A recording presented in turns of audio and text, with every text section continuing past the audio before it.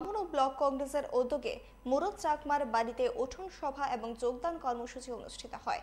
সভায় উপস্থিত ছিলেন ব্লক কংগ্রেস সভাপতি লালন চাকমা, যুব কংগ্রেস সভাপতি বিধানজয় ত্রিপুরা, সিপিএম থেকে 8 পরিবারের 22 ভোটার এবং বিজেপি থেকে 10 জন ভোটার কংগ্রেসে যোগদান করেন।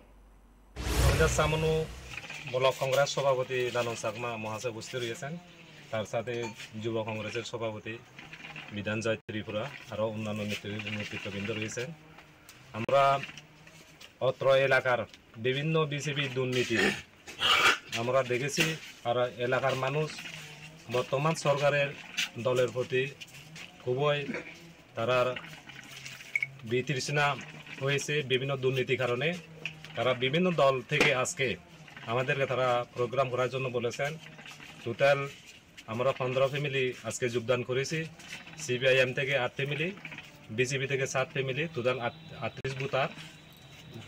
বিভিন্ন দুর্নীতির কারণে আজকে বুড়ো ভাতা থেকে শুরু করে